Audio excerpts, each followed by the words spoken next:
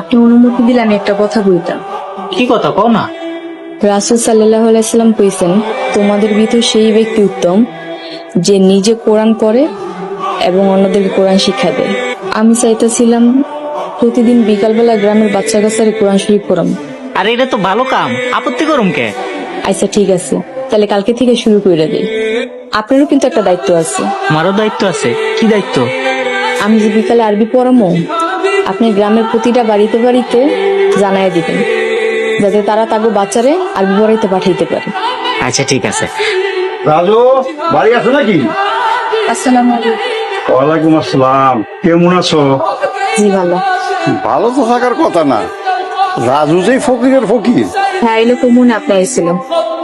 রাজুর কাছে তুমি সুখে থাকতে পারবে না। তুমি যদি সুখে থাকতে চাও তাহলে তুমি মাঝে মাঝে আমার কাছে আইসো।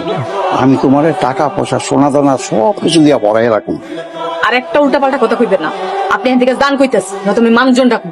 জান, আমার জমি অপমান করলো না, খারাপ তোর আমি মজা দেখাইতেছি।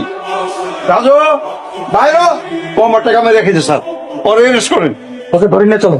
আমি কারো টাকা মাইরা খাই নাই, আমি হাত টাকা দিয়ে দিতে চাইছি, আমি হাত টাকা মারি নাই। আমি কইছি সময় মতো আস্তে আস্তে পরিশোধ করে দিব। কাকা আপনার আমি কথা দিছি না যে আপনার টাকাটা আমি আস্তে আস্তে পরিশোধ করে দিব। স্যার আমার নিয়েন না, আমার উপরে একটু দয়া করেন স্যার, নিয়েন না আমার। কি হয়েছে? আপনারা ওনারা ধরে নিয়ে যেতেছেন কেন? আরে ম্যাডাম আপনি স্যার আপনি কারে ম্যাডাম কইতেছেন? কোথায় রাস্তা ফকির নি?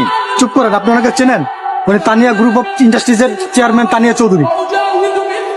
অফিসার, উনি আমার স্বামী, ওনারে ছেড়ে দেন প্লিজ। অবশ্যই ম্যাডাম, আপনি মিথ্যা কথা বলে ওনার কাছ থেকে টাকা এবং সম্পত্তি আত্মসাৎ করতে চেয়েছেন, এর জন্য আমরা আপনাকে থানায় নিয়ে যাচ্ছি। এই ওনাকে ধরো। অফিসার, আমি আপনাকে একটা রিকোয়েস্ট করব। অনুরোধ কেন? আপনি বলেন ম্যাডাম। অনৈতিক কাজ করবেন না। ক্ষমতা পেয়েছেন বলে নিরীহ মানুষের উপর জুলুম করবেন না, এতে আল্লাহ নারাজ হন। দুনিয়াতেও শাস্তি পাবেন, আখিরাতেও শাস্তি পাবেন। আমি আপনাকে কথা দিলাম, আজকের পর থেকে আমি আর কোনো অনৈতিক কাজ করব না। আমি যদি আগে জানতাম যে তুমি বড় লোক বাড়ির মাইয়া, আমি কোনোদিন তোমার বিয়ে করতাম না। আপনি আমার মাফ করে দেন, আমি মিথ্যার আশ্রয় নিয়েছি। ধোকা দিয়ে তুমি আমার বিয়ে করছো। আচ্ছা, আমার একটা কথা বলবেন, বড় লোকের কি সমস্যা? আপনি বড় লোক মানুষ পছন্দ করেন না কেন? আমার এক ছোট বোন ছিল, বড় লোক বাড়ির এক কোলা দেখে প্রেম করে বিয়ে করছে।